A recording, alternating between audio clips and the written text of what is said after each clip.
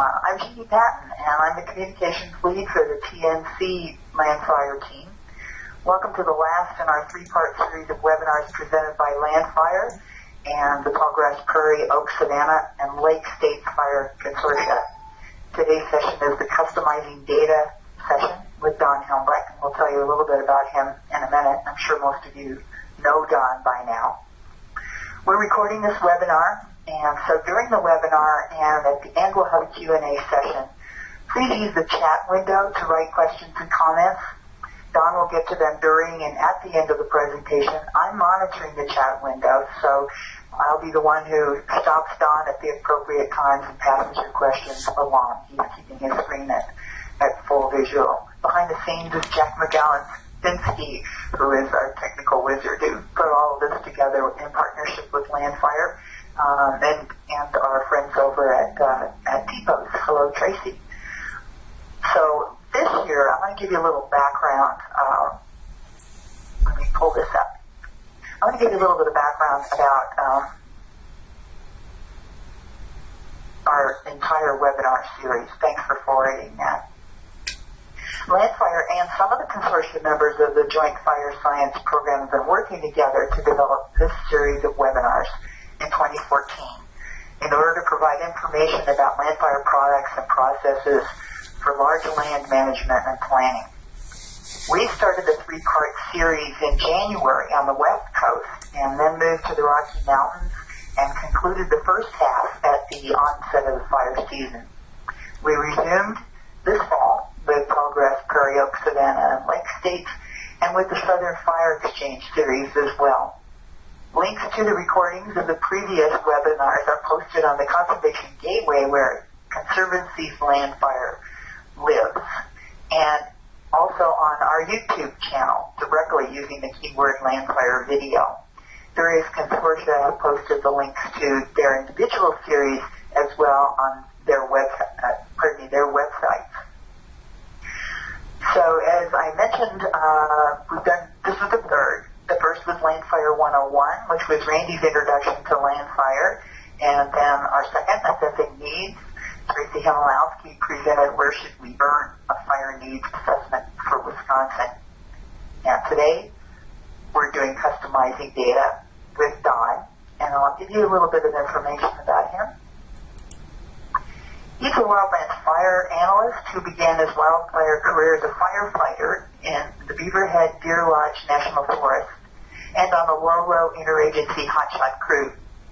Don went on to earn a master's degree in forestry from the University of Montana and has worked as a geospatial analyst for the National Center for Landscape Fire Analysis at the University of Montana and the U.S. Forest Service Missoula Fire Sciences Lab. Don currently works for the U.S. Forest Service Enterprise Unit. So we can move on to the next slide, and Don, the presentation's in your hands. I'll monitor the chat window. Okay, well, thank you, Jeannie. So today I'm going to talk about local customization of LANDFIRE Fuels Data on the Huron Hiawatha National Forests. But before I get into some specific examples on those forests, I'd like to review a few concepts. And we'll start with a review of LANDFIRE Data's application scale. I'll then discuss a few things to consider when using LANDFIRE data for local applications and a 5-step conceptual framework that Corey Blankenship of the Nature Conservancy and I came up with to help guide us through the data critique and update process. And then finally, I'll show some specific examples from the Huron and Hiawatha, the work I've done there, and conclude by pointing you to some available resources and support to help with local field customization should you need it and embark on your own local customization. So the first thing I'd like to talk about is LANDFIRE application scale. So scale is one of those terms that is used in a variety of contexts. So let's first discuss a few common contexts. Cartographic or map scale refers to a ratio between a given feature on a map and that feature on the ground. So everybody's probably familiar with the 1 to 24,000 scale USGS topographic map. On those maps, 1 unit on the map is equal to 24,000 units on the ground. So 1 inch on a 1 to 24,000 scale map would equal 24,000 inches on the ground, or about 2,000 feet. Scale is also commonly refers to spatial resolution. So a 30-meter resolution raster data set, such as LANDFIRE data, means that each pixel in the data represents a 30 by 30 meter, or approximately 1/4 acre area on the ground. And then finally, a term that I was introduced to by Jim Smith of the Nature Conservancy and his presentation that you can find on the Nature Conservancy YouTube channel is application scale. Application scale refers to a specific geography for which data can be used appropriately without significant adjustment. And this is the context of scale for which we're normally referring to when we ask the question, what is the scale of LANDFIRE data? The answer, of course, is it depends. So what do I mean by that? LANDFIRE is designed to be used out of the box at the national, regional, or very large landscape scale. This is its application scale. But what do we mean by a large landscape? Well, that depends and will vary by the specific application for which you intend to use the data, as well as the geographic, ecological, and spatial complexities of your landscape, and the product that you're using. So is it LANDFIRE vegetation data? Is it LANDFIRE fuels data, etc.?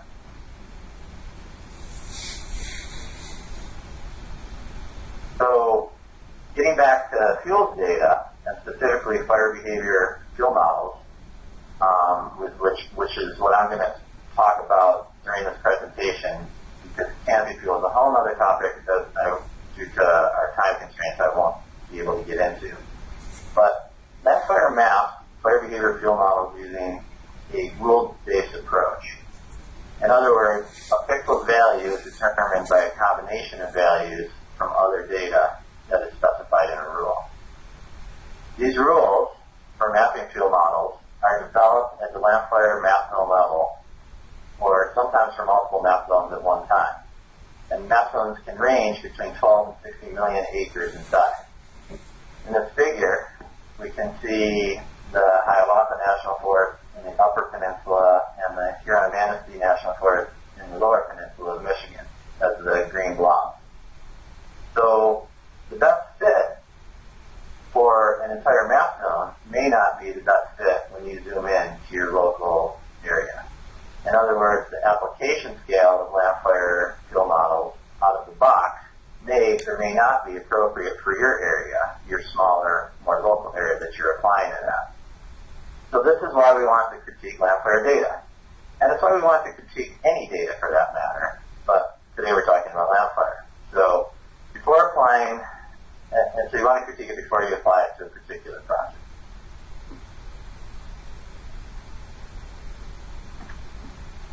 So given the discussion on the appropriate application scale of LANDFIRE data, I want to talk about some considerations you should keep in mind when critiquing it.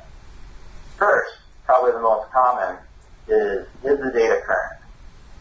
LANDFIRE is currently putting out an updated version of its data every couple of years, but it's 2 to 3 years old at the time it's released. So for example, the 2012 version of the data is just being released now and will continue to be released for all areas of the U.S. into next year. So this may be fine for your application, but if you have a lot of disturbance on your landscape, like I know you do in the lake state, 2 to 3 years can be a very significant time difference. Another question or consideration would be, is the classification system appropriate for your objectives? By this, I'm referring to the vegetation type classification used to define fuel model mapping rules. And we'll discuss that a little bit more in a few slides. But as an example, on a project I'm working on in Northern California, we found during our field visit that there were very significant differences in surface fuel. So Landfire Behavior Fuel Model within the same existing vegetation type. And that the differences were better captured by species composition found within a cover type classification than it was in Landfire's existing vegetation type classification, which is more representative of an ecological system rather than a cover type. So, third consideration then is, does the data contain errors? And here I'm referring primarily to what we call error content errors or errors in content accuracy.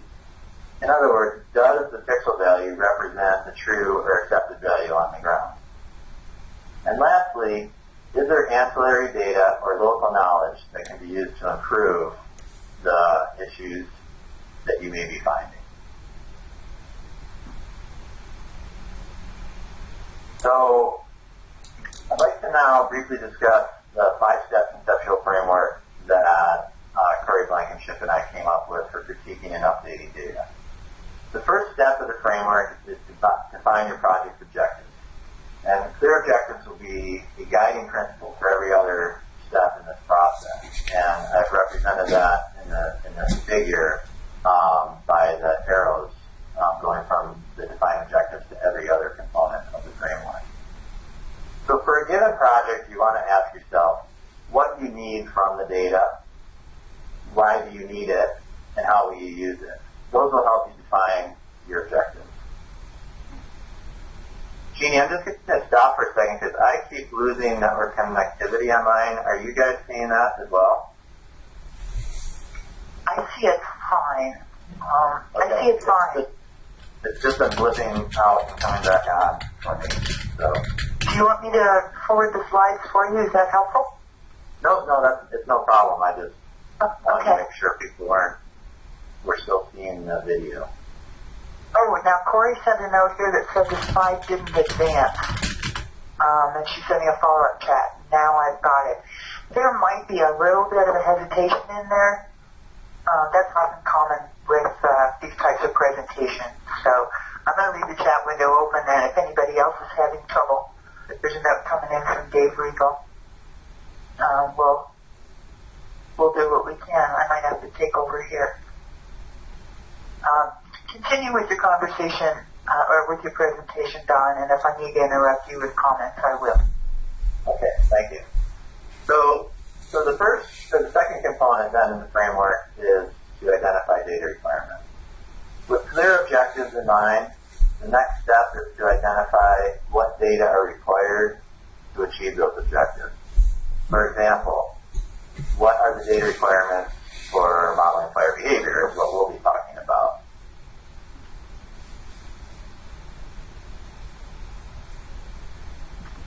After identifying your data requirements, the critical question then becomes, are the data good enough to meet project objectives? Data do not always need to be perfect to be useful, but you need to ask yourself, is the data current, is the scale appropriate, and are there any obvious content errors that we could mitigate?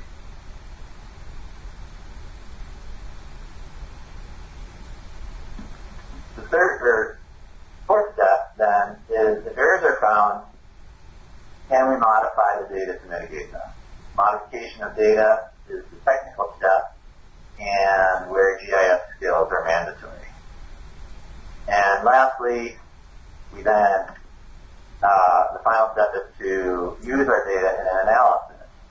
And the type of analysis you will be performing is typically determined by your objectives. Some common analyses of LANDFIRE data include fire behavior modeling, vegetation departure assessment, and comparative analysis between land management alternatives. It is not uncommon for the results of a particular analysis to reveal data issues requirements that were overlooked the first time through this framework, and that is why we have the arrows going back and forth on the bottom row of components. I lost it again for a second here. Hold on. Okay, so next we'll move through the critique and modification process framework using examples from the work I did on the Huron and Hiawatha National Forest. You may have noticed, or I just mentioned the double arrows between the bottom row of framework components. And this is because although the steps are performed sequentially, you may often move back and forth between them. And so to help you guys keep track of where I'm at in the framework when I'm discussing things, I've added this bar at the bottom of the slide where I gray out the stuff we're not talking about and have it in black the ones that we are currently talking about.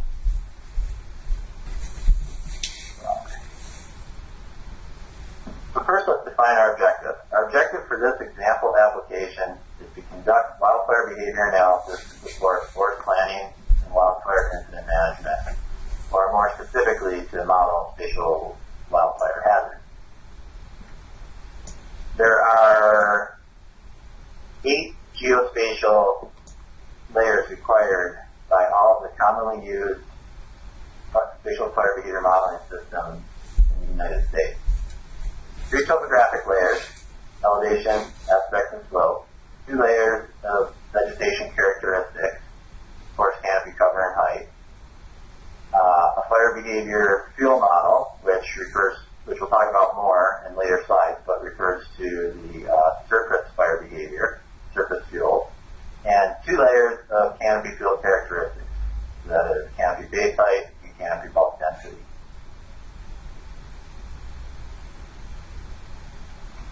Each of these layers influences environmental and fire behavior characteristics in different ways. And half the battle of critiquing your data is to understand how the data influences your objective. So elevation, aspect, and slope all influence fuel moisture content. Aspect further influences the direction of fire spread, and slope influences the rate of fire spread. The forest canopy cover influences your mid-flame wind speed and your dead fuel moisture content primarily.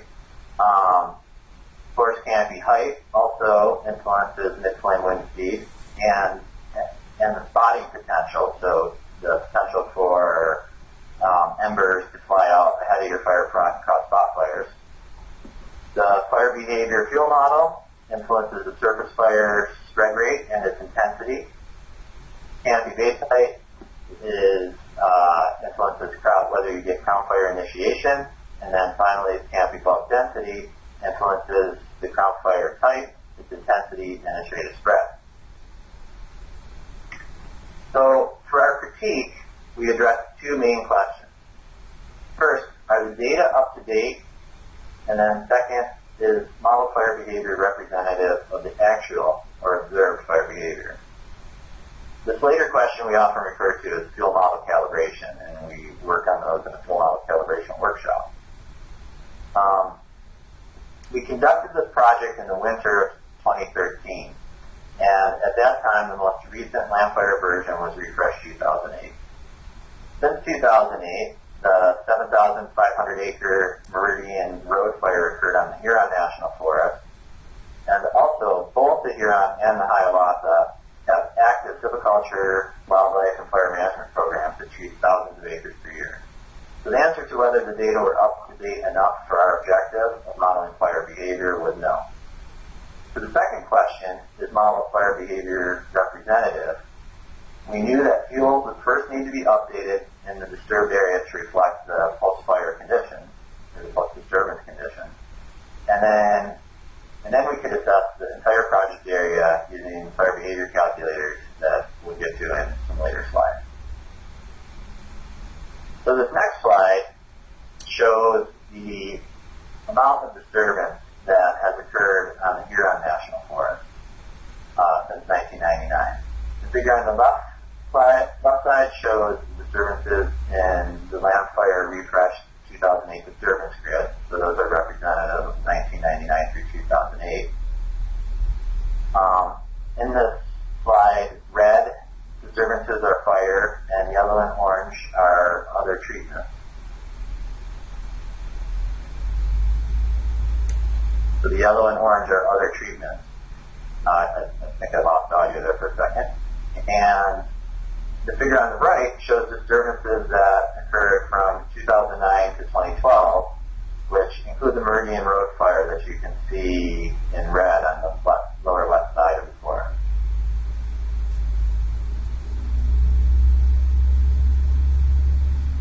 So, going back to our framework, you see that now our critique reveals some new data requirements. So we're back to the identify data requirements stage.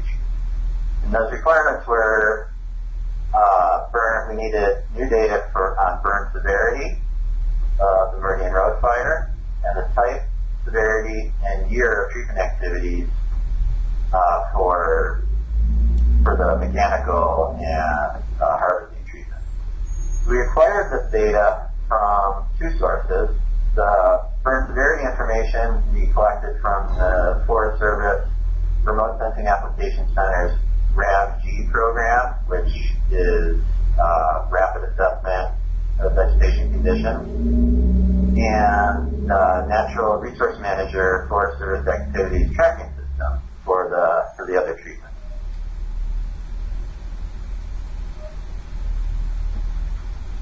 So before critiquing our field data, we therefore needed to update the disturbance and canopy cover layers. We did this in 6 steps, which I'll go through one at a time here.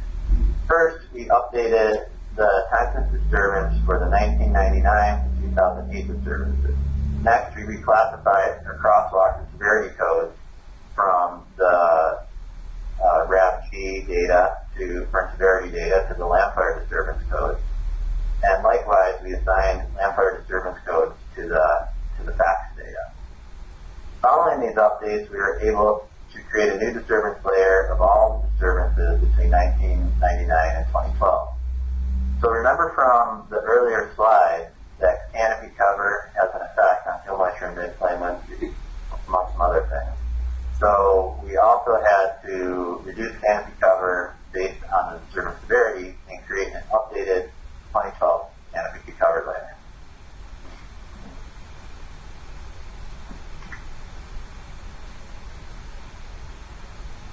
So how did we do all this? Well, first, I wanted to quickly review the LANDFIRE disturbance coding scheme for those who aren't familiar with it. The code is basically, it's pretty simple. The code is a 3-digit number where the first digit represents the disturbance type. So fire, mechanical, infectious disease, etc.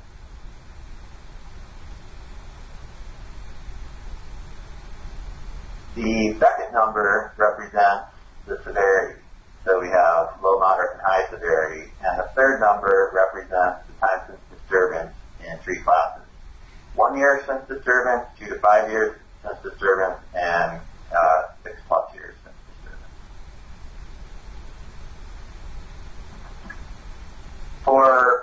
First, for time since disturbance needed to be updated for the 1999 to 2008 disturbances.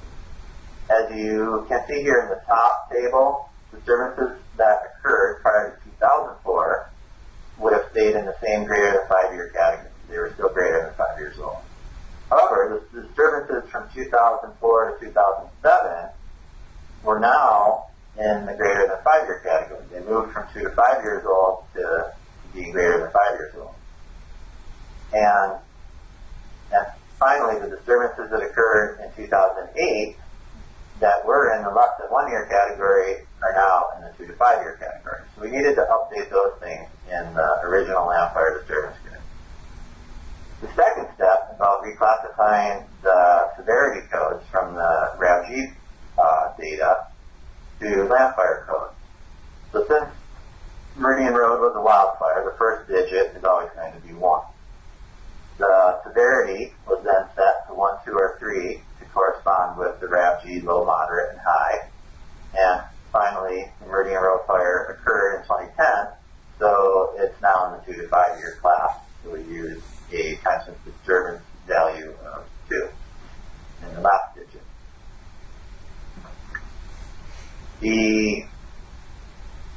For the FACTS data, though, things weren't so simple.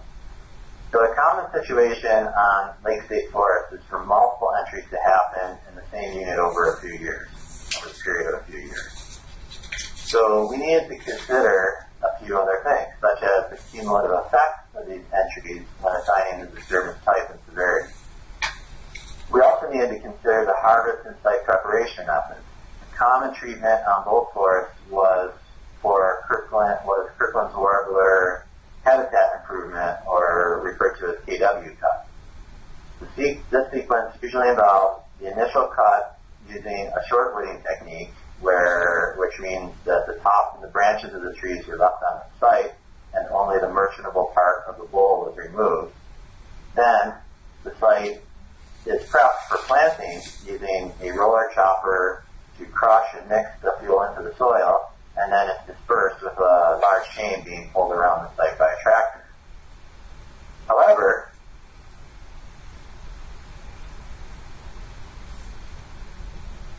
I'm just going to pause my audio when I see this thing flip out, just if you wonder why I'm pausing, based on Dave's comments there. But however, to complicate matters more, the technique was not used everywhere for the entire 1999 to 2012 period. So another consideration here was there a policy change? So short wooding and roller chopping is certainly a type of mechanical add in the LANDFIRE category. In other words, the activity fuel is left on the site. But conversely, whole tree harvesting, where activity fuel is removed from the site, and was also a technique used on these forests at different time periods between 1999 and 2012, would be mechanical remove, where all the activity fuel is removed from the site. So there are some additional considerations that were unique to the lake states, in that we needed to be cognizant of whether the disturbances, which treatment method, harvesting method, and site preparation method was used, so that we would know whether to assign mechanical add or mechanical remove to the LANDFIRE disturbance code. And then lastly, it was important for us also to know whether the unit had been planted or not. These units are clear cut, then they're site prepped, and then they're usually planted. Sometimes they're not planted though, and they're just used natural regeneration. So it's important to know if the site has been planted or not.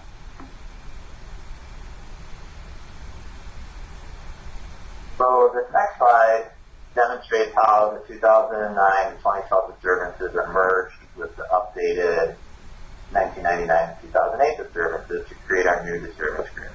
So I won't go into details here, but there are multiple GIS methods for accomplishing this task. Basically, though, the new disturbances are merged with, or you can think of it as being stamped into the old disturbance layer to create a new comprehensive layer representing the type, severity, and time-sensitive disturbance for everything that happened on the landscape from 1999 through 2012. Lastly, we needed to reduce canopy cover to reflect the disturbance effects.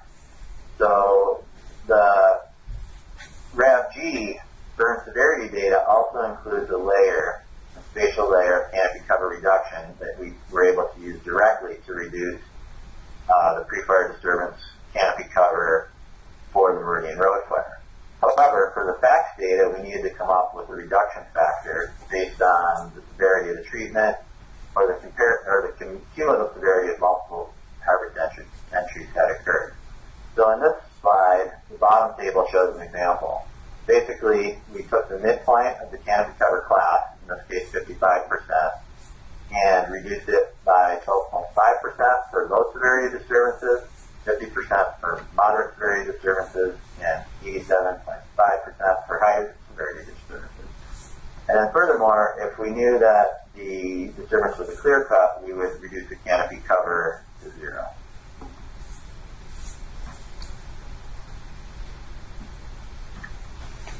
So again, this slide demonstrates reducing pre-disturbance cover with a canopy cover reduction layer to create the 2012 post-disturbance layer. Again, this is where your GIS skills are mandatory.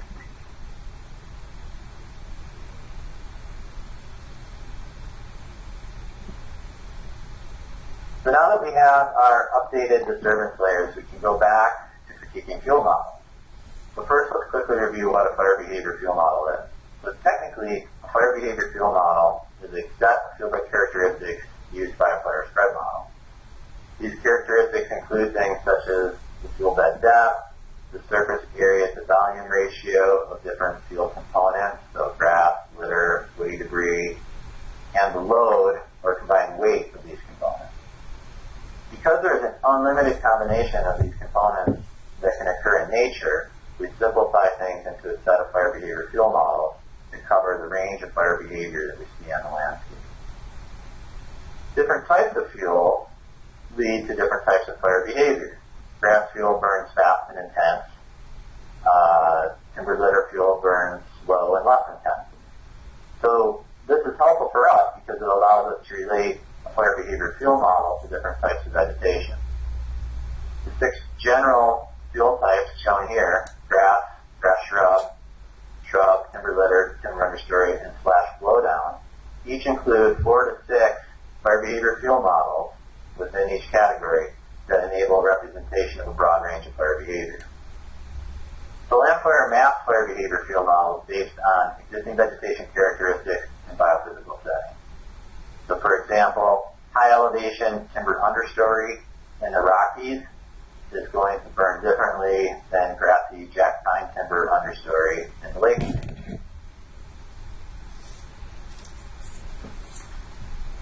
As we mentioned earlier, LANDFIRE fire behavior fuel models are mapped using a rule-based approach.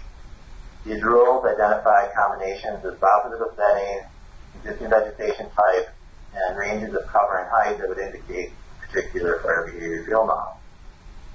For disturbed areas, the rules also take into account the type, the severity, and the time since disturbance in when assigning the fuel model. So once again, we have a new set of data requirements.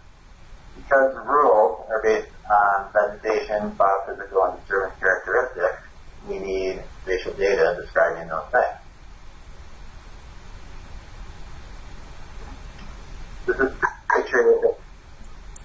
particularly true if we want to use a tool called the LANDFIRE Total Fuel Change Tool, or TOFU Delta. TOFU Delta facilitates the critique, modification, and analysis of field data with one tool, which is really nice.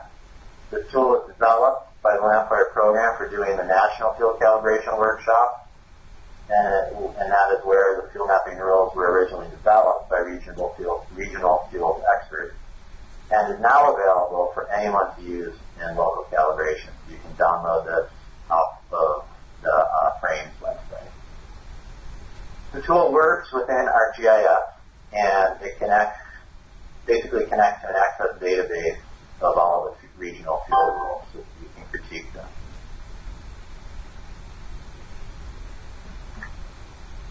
So the tool allows us to adjust rules in 2 ways. First, we can modify combinations of data layers and value thresholds. So for example, we can change canopy cover and canopy height range. The second way is we can also just change the fuel model assignment. So for example, you might change a fuel model timber litter 2 to a fuel model timber understory 2 if that better represents the fire behavior in your local area. The tool also allows you to remap your changes on the fly to assess them. So in this example, we see how changing canopy cover threshold, the canopy cover threshold from 40% to 50% changed the spatial distribution of fuel models TU5, which are shown in the dark green, and TU1, which are shown in the yellowish green.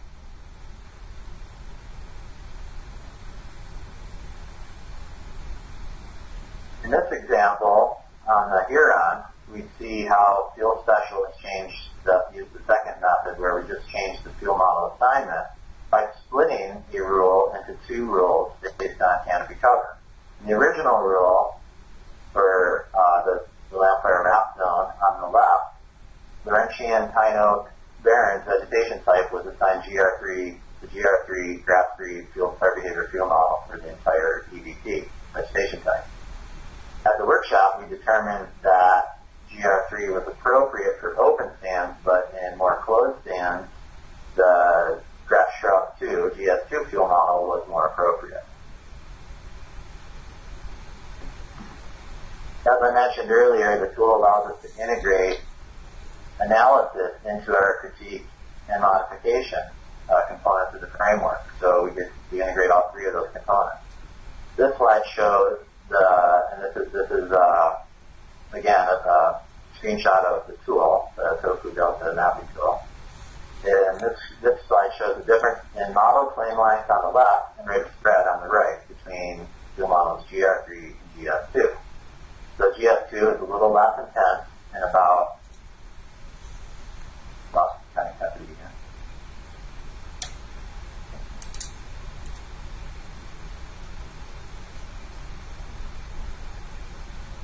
Yeah, I blipped out there for a second, so I want to make sure everybody came back. So again, this slide shows the difference in model flame length on the left and rate of spread on the right between the GR3 and GS2 fuel model. And we can see that GS2 is a little less intense and about half as fast as GR3 under mid-flame wind speeds that we would expect in the Pine Oak Barren, say around 4 to 8 miles per hour under a canopy.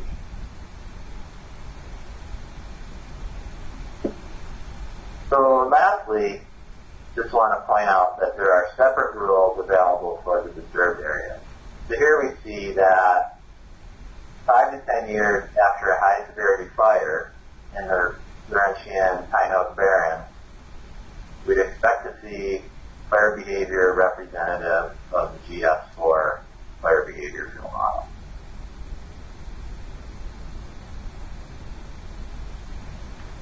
So after all the modifications were made, we performed an analysis using both PlanMap and Nexus fire behavior modeling systems to check the results of our changes. And sometimes results can highlight hidden errors, and you may end up going back to the critique phase once again. In our case, the results actually looked pretty well. They're pretty good. So to summarize the modification steps that were performed here, we first updated the disturbance grid for time since disturbance and post-2008 disturbance. Next, we updated canopy cover to reflect the effect of these new disturbances on the landscape. We then critiqued our fire behavior fuel model mapping rules using the LANDFIRE Total Fuel Change tool, or Tofu Delta, and made modifications where needed based on local expertise.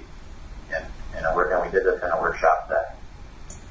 And then finally, we conducted preliminary fire behavior modeling to evaluate the modifications that we made.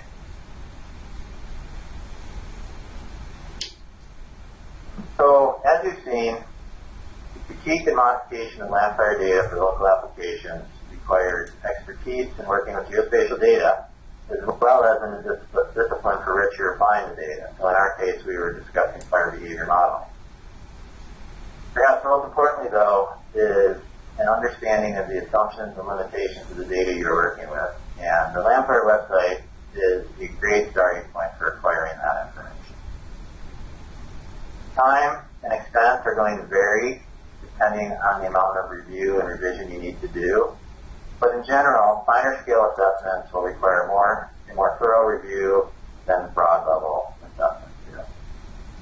For fuel calibrations, when we do them through TEAMS Enterprise Unit, we typically like to spend a couple of days in the field, and then we hold a 1 to 3 day workshop with local experts. And again, this all depends on the size of the unit, the complexity of the vegetation, and factors such as those. So, if you choose to go through this process at some point in time, resources that are available are the Nature Conservancy Reviewing and Modifying LANDFIRE Spatial Products Guide, which gives a great general overview of modifying LANDFIRE data. Coming soon is a guide that Corey Blankenship and I are working on. It's a more comprehensive guide that hopefully will be coming out next year. This guide will give more in-depth background as to how LANDFIRE spatial products are developed, and common considerations for critiquing the data product, and modification examples using common tools and techniques. And then finally, since we're talking about updating, modifying, and critiquing field data, for fire behavior modeling specific projects, there's a great guide available from the Wildland Fire Management, Research Development, and Application Group with MIRTA on their webpage at frames.gov. And with that, I'd like to thank all of you for your attention, and I'll turn things back over to Jeannie. Thanks, Jack. I'm back on here. We're going to have 2 more slides, and that'll conclude the formal part of our presentation and definitely open up for question and answer. I wanted to put up the contact information here for all of the LANDFIRE sides of things as it has to do with the Conservancy and the mothership. The LANDFIRE National Home website is landfire.gov, easy to remember. Jack mentioned our conservation gateway where reports and all kinds of material are included in our bibliography as well as other resources. Easy to find nature.ly.landfire. You can find us on Twitter. Please follow anytime if you'd like to do that sort of thing, and we'll follow you back. Glad to have conversations online there. Our YouTube channel, to get into that, is LANDFIRE Video. If you just type in LANDFIRE, you'll get all kinds of things coming up, and if you have time to kill, go ahead and see what else has LANDFIRE in the name. It's quite amusing. And then, finally, we do send out a newsletter every other month. It's the LANDFIRE Bulletin. It's posted both on the Gateway and on LANDFIRE National Home site. If you want to get on our mailing list for the newsletter, just send a note to landfire@tmc.org. That will reach me directly. I'll be sure you get on the database. We are about to send out a survey. LANDFIRE is 10 years old this year, and we're doing a survey monkey going out to ask about your experiences and how we can make LANDFIRE work better for you, provide the products and resources that you need to do the work out there in the field. So these are some of the resources available. Then also, here's the team, the Conservancy LANDFIRE team. You'll recognize quite a few of us, along with our direct email addresses, should you want to talk to any of us individually, and Don's contact information as well. I wanted to remind you that this is part of the ongoing series. This is the final one for TPOS and Lake States. This webinar will be posted, and we also post a PDF with notes in it. So if you need to go back or want to pass on this information to someone, please do. The last of the 2014 series altogether is November 17th, and that's when the Southern Fire Exchange presentation on customizing data will happen. Kurt Stripling, who is the geospatial coordinator at the Texas A&M Forest Service, and David Buckley, who is the principal consultant at Technosilva, are going to present leveraging LANDFIRE for the Southern Wildfire Risk Assessment. And I'll let you know that the seminars have the same template, so that customizing data will look at a different geographical region and also emphasizes the process that Kurt and Don used. You're welcome to sit on that as well. You'll see examples from another geographic region. So with that, I'll get off the phone here and invite you to send any questions or comments in the chat window. We have a few minutes, and welcome your feedback. So we'll sit here and I'll pass anything you have on to Jack.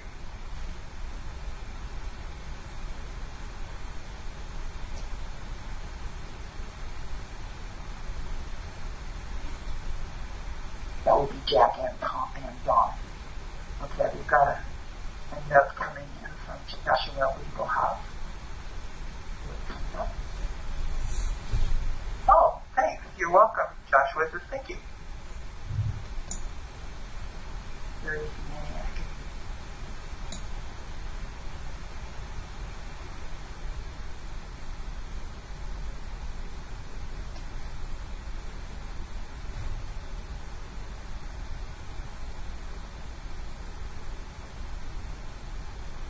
Oh, hold on. That one carries.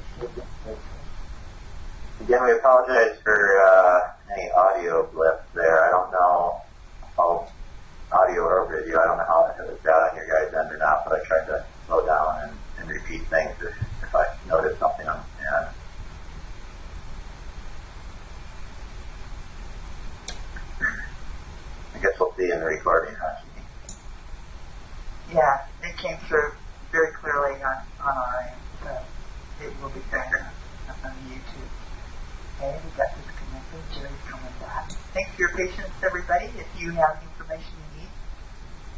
good rest of the day. And if you don't, contact me. And still have a good rest of the day. Okay. Gary asks, or says, I would like to stress the involvement of neighboring parcel management participation. Any refuge participated in the UP effort. Don, got anything to say? Yeah, that's absolutely true. I maybe didn't stress that enough, but so the way we do this is very similar to how LANDFIRE did it for the national data. I should say nationwide data, is we conducted what we call a fuel calibration workshop, where we invited partners and collaborators from the area around both these forests, so the Hiawatha and the Upper Peninsula. And the Sini Refuge was a main player in that, as well as quite a few other folks. And when we do the workshops, we really want to have a good representation of folks from the landscape that we're working in that understand fire behavior, have seen a lot of fire on their land, and can really help to frame that for us when we're assigning different fuel models or critiquing the fuel models that LANDFIRE assign. So again, I'd like to stress that it's not that there's anything wrong with the LANDFIRE fuel model data, but you have to consider the scale, the application scale for which you're going to be using it, and your project objectives. What may work really well at the regional level, at the map zone level, may not be as precise as it could be when you zoom into your little local area. And that's why we do these workshops. Thanks, Don. I'll piggyback on that and the importance of using LANDFIRE at the scale that's appropriate for the chosen data. Also, we want to emphasize how important our partnerships have been and our friends on the ground who do ground truth and help us update and correct information so that we can keep our materials, our data, as accurate as we possibly can. So the importance of getting local information can't be overemphasized. We're starting a whole new refresh for LANDFIRE 2012. It's going to be released next year, and if you have input and want to work with us on getting that kind of accuracy, please send a note to landfire@tnc.org and or write to landfire.gov. There's contact URL on that site, and let us know if you want to participate in the efforts next year to bring this material up to date. And Corey asks, have the revised data been made available publicly? There is information on landfire.gov site about what data is available publicly now. So we'll send you there for the continual updating about what's available. There is a section on landfire.gov which will tell you about data updates. Is Corey referring to the data that we developed? For this Corey, talk? okay, Corey's typing again here, so let's see what she needs more directly. She said yes, Don's revised data. That's what we're talking about. So that's a great question, Corey. So there's currently no mechanism to push locally modified data back up into the LANDFIRE data distribution process. And I don't think there's any intention to. And you can understand why. Because one of the main components of LANDFIRE data is its consistency across the country. So, but the information can be used, like Jeannie's mentioning, if you're finding that there's a specific kind of systematic errors or things that you feel just are not representative of the local area, that information can be passed back up to the LANDFIRE team to try to consider and how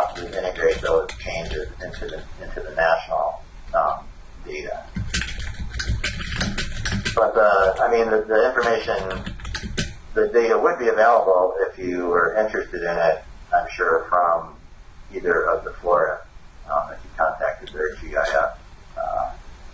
data steward. Or me.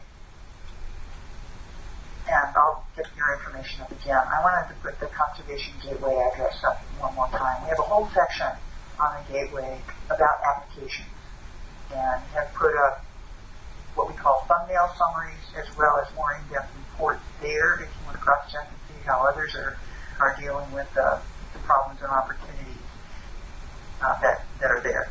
So we encourage you to do that. We have a section on maps and GIS as well. So that can be, the Conservation Gateway can be a starting place for you. And then you're back to your present information. It looks like we're quiet now in the chat box. I don't see any typing coming up. So we'll conclude this presentation. You know how to reach us for any follow-up information. And thanks everyone for attending. It's been a pleasure. I'll remind you that November 17th we'll do another session data, and that takes care of our presentation for 2014. I'm going to ask you, Don, to stay on the phone. Everybody else, thanks again, and have a good day.